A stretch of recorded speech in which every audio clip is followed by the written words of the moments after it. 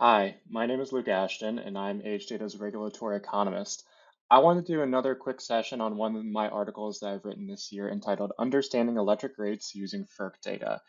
The reason I wrote this article is I found, especially as I've worked with HData for almost a year now, rate data is very difficult to get at or get at effectively between different data sources. And I was able to do some research on my own and find you can actually get a general sense of how rates actually may apply across different electric utilities by using data from the FERC Form 1. So I want to dive into this article a little bit and kind of explain our process of gathering these rates and explain some concepts that we might see with this rate data. So to get it out of the way first, electric rates are what utilities charge on a per kilowatt or kilowatt hour basis. So rates that you and I pay as consumers of electricity, no matter if you own a home or a business or even a factory, you're going to have to pay electric rates. So we can actually dive into the FERC form data, understand, hey, how can I actually look at rates, even if I may not be a utility, or I may be a regulator, or even a utility rate advocate. So first off, we can understand electric rates between different customer classes. So residential, commercial, industrial. Residential are the ones that most of us are probably most familiar with. The rate that you have to pay as a homeowner, or if you rent an apartment, you have to pay utilities through that as well. You can also understand commercial being small businesses and industrial being large businesses, so like factories, for example, and commercial being restaurants, offices, and the like.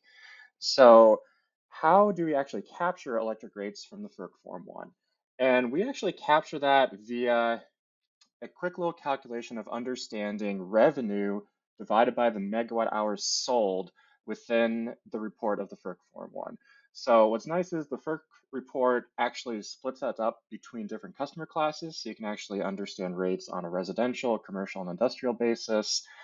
And these are average rates. So that's something to consider, that these are average rates where a utility is instituting multiple different rates across all of its portfolio, depending on what kind of customer you are. And this actually gets into a concept of what is the difference between an electric rate and then what is an electric tariff or schedule. So unfortunately, this can be a little bit confusing sometimes, and the terms can be mixed up or used interchangeably when they shouldn't. And the reason is an electric schedule, or tariff as it's known, is actually a collection of rates that are instituted by the electric utility that a customer can pick from, depending on what kind of service that they need. And again, these tariffs and schedules that contain these rates are ultimately negotiated between the utility and the utility regulator.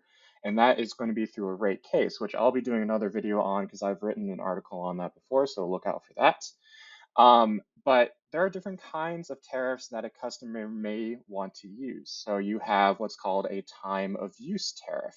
So these are a group of rates organized around peak hours of demand. So when consumption happens during on-peak hours, rates will be higher because there's a lot more demand for that electricity. Everyone wants that electricity. So in order to try to mitigate demand as much as possible, in order to satisfy everyone, they may increase the cost or the rate for those peak hours versus when a company wants off-peak utility rates, they may actually prioritize consumption when there may not be as much of a demand for electricity across the entire region.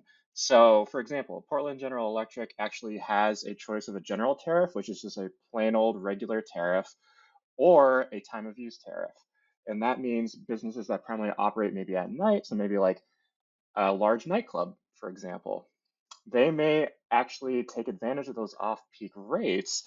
And in that sense, Portland General actually charges only 77.9 cents per kilowatt hour, where a general tariff actually is around 10.3 cents per kilowatt hour.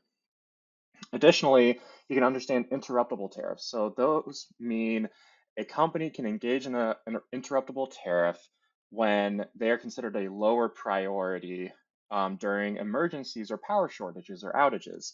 So if a business enters into an interruptible tariff, they agree that the utility may turn off their electric supply temporarily if, say, a storm goes through and knocks out some infrastructure where you may need more electricity demand on key infrastructure for like hospitals and such like that, they actually may divert power away from those low priority companies that, albeit because they are having electricity pulled away from them in that moment, they actually are charged a lower rate than what would usually be under a general tariff.